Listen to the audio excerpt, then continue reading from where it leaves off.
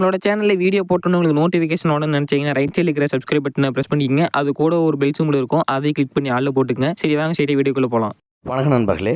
10 ஆடுங்களை மேய்ச்சிக்கிட்டு ஒரு பொண்ணு மரத்தடியில் படுத்து அழகாக கனவு காண்டுகிட்டு இருக்குது. நம்மளை அந்த ராஜகுமாரை வந்து தூக்கிட்டு போவானா போக மாட்டானான்னு. அதே மாதிரியே கனவில் ராஜகுமாரன் வந்து தூக்கிட்டு போகிற மாதிரி கனவு காண திடுக்குன்னு முழிச்சு பார்க்குறாங்க. பார்த்தா ஆடு மேய்ஞ்சிக்கிட்டு இருக்குது. பகல் கனவு என்றைக்கும் பழிக்காது அப்படின்னு சொல்லுவாங்களே, இது நமக்கு தான் போல இருக்குது அப்படின்னு சொல்லிட்டு நம்ம சுந்தரி மனசுக்குள்ளே நினச்சிக்கிட்டு சரி நமக்கு வந்தது இதுதான் அப்படின்னு சொல்லிட்டு சுந்தரி ஆடு மேய்ச்சிக்கிட்டு இருக்காங்க. அப்போ தான் இளங்கோவன் அந்த சைடில் வர்றாப்புல. இளங்கோவனும் சுந்தரியும் ஒரே கிளாஸ்மேட்டு தான், சின்ன வயசுலேருந்து ஒன்றா தான் விளையாடுவாங்க. ஆனால் சுந்தரி வந்து பார்த்திங்கன்னா ஒரு ஏழை பெண்ணு, இளங்கோவன் ஒரு ஐயர் வீட்டு பையன். இப்போ அந்த ஆடு மேய்க்கிற இடத்துக்கு பக்கத்தில் இளங்கோவன் வரும்போது, என்ன சுந்தரி பகல் கனவா பார்த்தாலே தெரியுது அப்படிங்கும்போது, ஒன்றும் இல்லைடா சும்மா தான் கனவு கண்டேன் அப்படின்னு சொல்கிறாங்க. சரி சரி பார்த்து ஆட்டை ஓட்டிகிட்டு போ அப்படின்றாங்க. இவங்க 2 பேருமே சின்ன வயசுலேருந்து ஃப்ரெண்ட்ஸு அப்படின்னு சொன்னோம் இல்லையா. இவங்களுக்கு 2 பேர்த்துக்குமே வந்து ஒரு அன்பான ஒரு லவ் இருந்தது. அதாவது வந்து ஃப்ரெண்ட்ஸு அப்படின்ற ஒரு லவ் இருந்தது. இந்த ஃப்ரெண்ட்ஷிப் வந்து பார்த்திங்கன்னா ரொம்ப க்ளோஸு கிடையாது. ஏன்னா ஒருத்தர் வந்து பார்த்திங்கன்னா ஏதாவது வந்து உதவி செஞ்சுக்குவாங்க, அதுவும் அப்பா அம்மாவுக்கு தெரியாமலே தான். ஏன்னா அவங்களுக்கு தெரிஞ்சதுன்னா தப்பாக எடுத்துப்பாங்க அப்படின்ற ஒரு காரணத்தால். சரி இப்படி போயிட்டுருக்கிற ஒரு சுச்சுவேஷனில் நம்ம இவங்க இருக்காங்க இல்லையா சுந்தரி, அவங்க வீட்டுக்கு பக்கத்தில் மகிழும் மரம் அப்படின்னு சொல்லிட்டு ஒரு மரம் இருக்குது. அந்த மரத்துக்கிட்ட தான் தன்னுடைய குறைகளை எப்போ பார்த்தாலும் சொல்லுவாங்க. ஏன்னா அந்த சுந்தரிக்கு வந்து ரொம்ப படிக்கணும்னு ஆசை, மிகப்பெரிய பதவிக்கு போகணுன்னு ஆசை. ஆனால் அவங்க அப்பா வந்து சின்ன வயசுலேயே இறந்து போயிட்டார். அவங்க அம்மா மட்டும்தான் கஷ்டப்பட்டு படிக்க வச்சுட்டு இருந்தாங்க.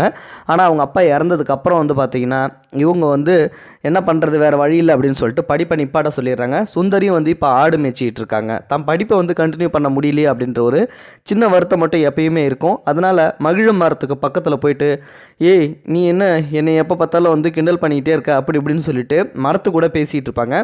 இதை பார்த்து அந்த ஊர் சனங்க, உன் பொண்ணு என்ன பைத்தியம் மாதிரி மரத்துக்கிட்டலாம் பேசிகிட்டு இருக்குது, ஆடுங்கிட்டலாம் சில சமயம் பேசிகிட்டு இருக்குது அப்படின்னு சொல்லிட்டு கிண்டல் பண்ணுவாங்க. ஆனால் அதெல்லாம் எதுவும் பெருசாக எடுத்துக்க மாட்டாங்க நம்ம சுந்தரியோட அம்மா. இதுக்கப்புறம் வந்து பார்த்திங்கன்னா இதே மாதிரி லைஃப் வந்து ரன்னிங் ஆகிட்டே இருக்குது. அந்த மாதிரி ஒரு சுச்சுவேஷனில் தான் நம்ம இவங்க இருக்காங்க இல்லையா சுந்தரியோட அம்மா, அவங்க ஒரு வீட்டுக்கு போகிறாங்க, பண்ணையார் வீடு. அந்த பண்ணையார் வீட்டுக்கு ஒரு நாளைக்கு வேலைக்கு போகிறாங்க. அதுவும் வந்து கம்பு அரைக்கிற வேலை தான். அங்கே போயிட்டு அரைச்சி கொடுக்கலாம் அப்படின்னு சொல்லிட்டு வேலையை ஸ்டார்ட் பண்ண ஆரம்பிக்கும் போது தான் அங்கே ஒரு சண்டை ஆரம்பிக்குது. என்ன சண்டை அப்படின்னா, நம்ம பண்ணையாரோட ஒய்ஃப் இருக்காங்க இல்லையா, அவங்களுக்கு கல்யாணம் ஆகி 40 வயசு கிட்டத்தட்ட ஆகிப்போச்சு.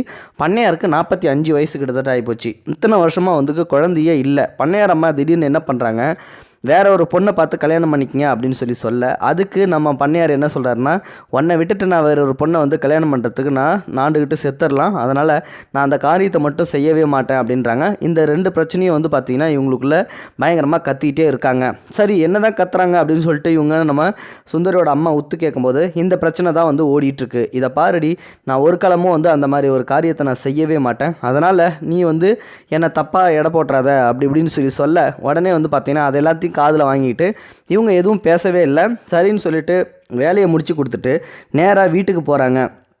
அங்கே நம்ம சுந்தரிக்கிட்ட வந்து போன உடனே, இந்தா கம்பு கொஞ்சம் கொடுத்தாங்க, கம்பறைக்கு போன இடத்துல இந்தா கொஞ்சம் அன்றைக்கி அதை வடிச்சிரு அப்படின்னு சொல்லிட்டு வந்து கொடுக்குறாங்க. நெல்லி சோறு எப்போயாவது ஒரு டைம் தான் வந்து சுந்தரிக்கு கிடைக்கும். அன்றைக்கி அதிர்ஷ்டம் போல் நெல்லி சோறும் கொஞ்சம் நெல்லும் கொஞ்சம் கொடுத்து அனுப்பிச்சுட்டு கம்பும் கொஞ்சம் கொடுத்து அனுப்பிச்சுட்ருக்காங்க பண்ணையார் வீட்டில்.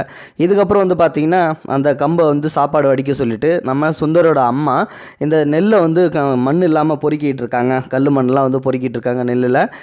அப்போ தான் வந்து பார்த்திங்கன்னா நம்ம பண்ணையாரோட கதையை நம்ம சுந்தர்கிட்ட சொல்ல ஆரம்பிக்கிறாங்க. இந்த மாதிரி பண்ணையார் வீட்டுக்கு போனண்டி, அங்கே ஒரு சம்பவம் நடந்துச்சுடி, ரொம்ப மோசமான சம்பவம்டி அப்படி இப்படின்னு சொல்ல, என்னாச்சுமா அப்படின்னு கேட்கும்போது, இந்த மாதிரி பண்ணையார் வந்து 45 வயசு வந்துருச்சு, பண்ணையார் அம்மாவுக்கு 40 வயசு, குழந்தையே இல்லை, பாவம் ரொம்ப ஃபீல் பண்ணிக்கிட்டு இருந்தாங்க இத்தனை வருஷமாக. திடீர்னு அந்த பண்ணையார் அம்மா அந்த பண்ணையாரை வேற ஒரு கல்யாணம் பண்ணிக்கங்க, குழந்தை பெற்றுக்குங்க அப்படின்னு வந்து சொல்லுது. ஆனால் அவர் அதுக்கு வந்து ஒத்துக்க மாட்டேன்றாரு. ரொம்ப நல்ல மனுஷன், பாவம் அவருக்கு தான் குழந்தை இல்லாமல் இப்படி ஆக்கிட்டாங்க அப்படின்னு சொல்லி பேசிகிட்டு இருக்க, ஏமா இந்த மாதிரி வந்து அவருக்கு வேற ஒரு கல்யாணம் பண்ணி வச்சு குழந்தை பெற்றுக்கிட்டா என்ன அப்படின்னு சொல்லி கேட்கும்போது, உங்ககிட்ட சொன்ன பாரு, என் புதிய செருப்பாலே அடிக்கணும், சின்ன வயசில் நீ இவ்வளோ தடி பேச்சை பேசுறது, ஒழுங்காக வேலையை பாருடி அப்படின்னு சொல்லிட்டு உடனே அந்த சுந்தரியை தட்டி விட்டுறாங்க. இதுக்கப்புறம் வந்து பார்த்திங்கன்னா நம்ம சுந்தரி ஒரு முடிவு எடுக்கிறாங்க. சரி என்ன பண்ணலாம் அப்படின்னு சொல்லிட்டு மகிழும் மரத்துக்கிட்ட போயிட்டு, நான் இதுதான் உடனே கடைசியாக வந்து பார்க்க போகிற நேரம், இதுக்கப்புறம் நான் இந்த வீட்டில் இருக்க மாட்டேன் அப்படின்னு சொல்லிட்டு அதுக்கப்புறம் ஆடுகிட்ட போயிட்டு ஆடுங்க எல்லாத்தையும் எல்லாத்தையும் பார்த்துட்டு கட்டிப்பிடிச்சி அழுதுட்டு இங்கே உங்களை விட்டு நான் பிரியிறேன் அப்படின்னு சொல்லிட்டு வந்து சொல்லிவிட்டு தன்னுடைய அம்மாவோட காலில் விழுந்து ஆசீர்வாதம் வாங்கிட்டு நைட்டோட நைட்டாக அந்த வீட்டை விட்டு வெளியில் போகிறாங்க. வெளியில் போனதுக்கு அப்புறம் வந்து பார்த்திங்கன்னா ஒரு 5 வருடங்கள் ஆயிடுது. இதுக்கு இடையில் வந்து சுந்தரியை பார்க்கவே முடியல. சுந்தரி வந்து பார்த்திங்கன்னா எங்கே போனால் என்ன ஆனான்னு சொல்லிட்டு ஒரு டீட்டெயில்ஸும் தெரியவே இல்லை. அப்புறம் வந்து ஒரு இன்சிடெண்ட் வந்து நடக்குது. நம்ம இவர் இருக்கார் இல்லையா, இளங்கோவன், அந்த ஐயர் பையன், அவனும் வந்து பார்த்திங்கன்னா படித்து முடித்த உடனே நீ வெளிநாடு போகணும், நாங்கள் இப்போ சொல்கிற பொண்ணை தான் வந்து உனக்கு கல்யாணம் பண்ணி வைக்கணும் அப்படின்னு சொல்லிட்டு இருக்கோம், நமக்கு முறை பொண்ணு ஒன்று இருக்குது, அதையே நீ கல்யாணம் பண்ணிக்க அப்படின்னு சொல்கிறாங்க. நம்ம இளங்கோவனுக்கு மனசில் ஒரு ஓரத்தில் நம்ம இவங்களை கட்டிக்கணும், சுந்தரியை கட்டிக்கணும்னு ஒரு ஆசை இருந்திருக்கு போல். அந்த ஆசையை சொல்ல போகும்போது தான் இவங்க இந்த மாதிரி ஒரு குண்டை தூக்கி போடும்போது இவங்க இருக்காங்க இல்லையா, இந்த குண்டை தூக்கி போடும்போது நம்ம இளங்கோவன் என்ன சொல்கிறாரு, வேறு வழி இல்லை, அம்மா பேச்சை வந்து தட்ட முடியாதுன்னு சொல்லிட்டு படித்து முடிச்சதுக்கப்புறம் ஃபாரின் போயிட்டு ஒரு 5 வருஷம் கழிச்சு திருப்பி ஊருக்கு வராப்பில். வந்த உடனே வந்து பார்த்திங்கன்னா நம்ம இளங்கோவனுக்கு மேரேஜ் ஃபிக்ஸ் பண்ணியிருக்காங்க. இதுக்கப்புறம் வந்து பார்த்திங்கன்னா மேரேஜ் ஃபிக்ஸ் பண்ணும்போது கலெக்டரை வந்து இன்வைட் பண்ணியிருக்காங்க.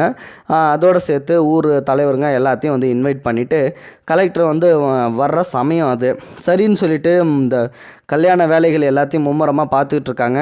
அப்போது வந்து பார்த்திங்கன்னா தாலி கட்ட போகும்போது மாப்பிள்ளையை கூட்டிகிட்டு வாங்க அப்படின்னு சொல்லிட்டு வந்து சொல்ல, நம்ம இளங்கோவனை வந்து ஏன்டா இன்னும்மா கிளம்பிகிட்டு இருக்க, வாடா சீக்கிரம் வா உள்ள அப்படின்னு சொல்லிட்டு ஐயர் வரை கூப்பிட்டுருக்காரு அப்படின்னு சொல்ல உடனே வந்து பார்த்திங்கன்னா இளங்கோவனும் வந்து மணவரையில் வந்து உட்கார்றாப்புல. சரி பொண்ணையும் அழிச்சிட்டு வாங்கோ அப்படின்னு சொல்லும்போது பொண்ணையும் அழிச்சிட்டு வராங்க. பொண்ணு பார்க்குறதுக்கு லட்சணமாக தான் இருக்குது. அதுக்கப்புறம் வந்து பார்த்திங்கன்னா உள்ளே வந்ததுக்கப்புறம் சரி தாலி கட்டுற நேரம் ஆகிடுச்சு, கட்டலாமா அப்படிங்கும்போது ஐயரை ஒரு நிமிஷம் இருங்க, வர வேண்டிய முக்கியமான ஒரு ஆள் வரல அப்படின்னு சொல்லிட்டு பொண்ணோட அம்மா சொல்கிறாங்க. இன்னும் யாருமா வரல அப்படின்னு சொல்லி கேட்கும்போது சைரன் சத்தம் ஒலிக்குது, கலெக்டரும் வராங்க. அப்போ தான் வந்து பார்த்திங்கன்னா நம்ம இளங்கோவனோட அம்மா அந்த ஐயர் மாமி என்ன பண்ணுறாங்கன்னா வெளியில் வாசல்கிட்ட ஓடுறாங்க. அதோடு சேர்த்து நம்ம இளங்கோவனோட அப்பாவும் ஓடுறாங்க. என்ன இது, என்னோட அம்மா அப்பா 2 பேருமே வந்து வாசல்கிட்ட ஓடுறாங்க, அந்தளவுக்கு முக்கியமானவங்க யார் அப்படின்னு சொல்லி கேட்கும்போது கலெக்டர் தான்ப்பா வந்திருக்காங்க அப்படின்னு சொல்லி பக்கத்தில் உள்ளவங்க சொல்லும்போது கலெக்டருக்கா இவ்வளோ மரியாதை கொடுக்குறீங்க அப்படின்னு சொல்லிட்டு இளங்கோவன் சொல்கிறாப்புல. சரின்னு சொல்லிட்டு கலெக்டர் பயங்கர ஆரவாரத்தோட பட்டு புடவையோட அப்படி இந்த பக்கம் 4 செக்யூரிட்டி, இந்த பக்கம் 4 செக்யூரிட்டி, பின்னாடி ஃபுல்லாக வண்டி, அப்படியே செம ஃபோர்ஸோடு வந்து உள்ளே வராங்க. வேறு யாருமே இல்லை, உள்ளே வர்றது நம்ம சுந்தரியே தான். இதை பார்த்த உடனே நம்ம இளங்கோவனுக்கு அப்படியே அள்ளு விட்டுருச்சு. என்னடா அது, ஆடு மேய்ச்சிக்கிட்டு இருந்த பொண்ணு எப்பட்றா கலெக்டராக வந்தா அப்படின்னு சொல்லிட்டு ஒரு நிமிஷம் ஆடி போய் நின்றுறாப்புல. உடனே பார்த்துட்டு நம்ம சுந்தரிகிட்ட போய்ட்டு என்ன சுந்தரி எப்படி நல்லா இருக்கியா, என்னாச்சு உனக்கு, எப்படி இப்படி மாறின அப்படின்னு சொல்லிட்டு கேட்கும்போது முதல்ல நீ தாலியை கட்டு, அதுக்கப்புறம் எல்லாம் பேசிக்கலாம் அப்படின்றாங்க. சரின்னு சொல்லிட்டு நம்ம இளங்கோவனும் அந்த பொண்ணு கழுத்தில் தாலியை கட்டிடுறாங்க. அதுக்கப்புறம் வந்து கலெக்டரும் அந்த இளங்கோவனும் மீட் பண்ணுறாங்க. அதாவது சுந்தரி, ஆடு மேய்ச்ச சுந்தரி இருக்காங்க இல்லையா, அவங்களும் மீட் பண்ணுறாங்க. ஸோ நம்ம கலெக்டர் வந்து எப்படி அந்த ஆடு மேய்ச்ச சுந்தரியிலேருந்து கலெக்டராக மாறினாங்க அப்படின்ற ஸ்டோரியை சொல்கிறாங்க. எங்கள் வீட்டில் ஒரு விஷயம் நடந்துச்சு ஒரு நாள், திடீர்னு பண்ணையார் வீட்டில் அந்த சம்பவம் நடந்ததை எங்கள் அம்மா சொன்னாங்க. அதுக்கப்புறம் நான் பண்ணையார்கிட்ட போனேன். பண்ணையார்கிட்ட போயிட்டு இந்த மாதிரி விடிய காலையிலே போய் நின்னும்போது அந்த பண்ணையார் என்னாச்சுமா, ஏன் அம்மா எதுவும் சொல்லி அனுப்பிச்சி விட்டாங்களா, காசு ஏதாவது வேணுமான்னு சொல்லி கேட்டார்.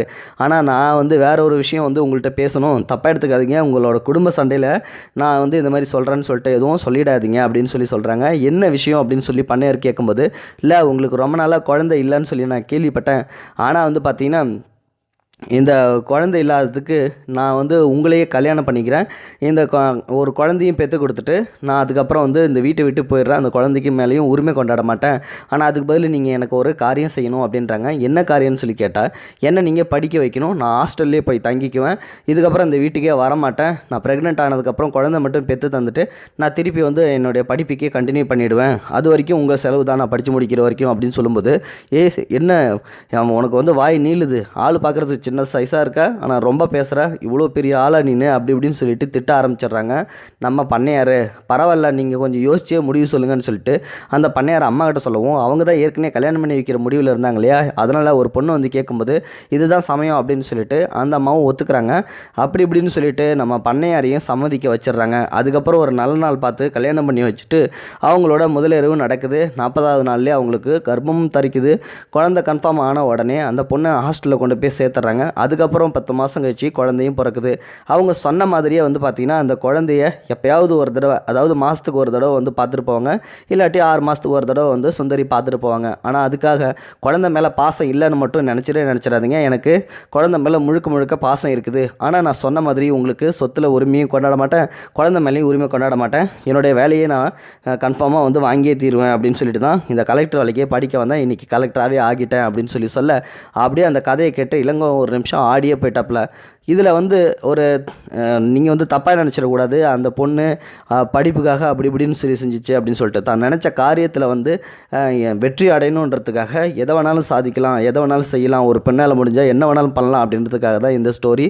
தயவு செஞ்சு இதில் மட்டும் வேறு வீடியோ பிடிச்சிருந்தால் லைக் பண்ணுங்கள், உங்கள் ஃப்ரெண்ட்ஸுங்களுக்கு ஷேர் பண்ணி விடுங்க, கூடவே நம்ம சேனலையும் சப்ஸ்கிரைப் பண்ணி விட்டுருங்க. தேங்க்யூ ஃபார் வாட்சிங்.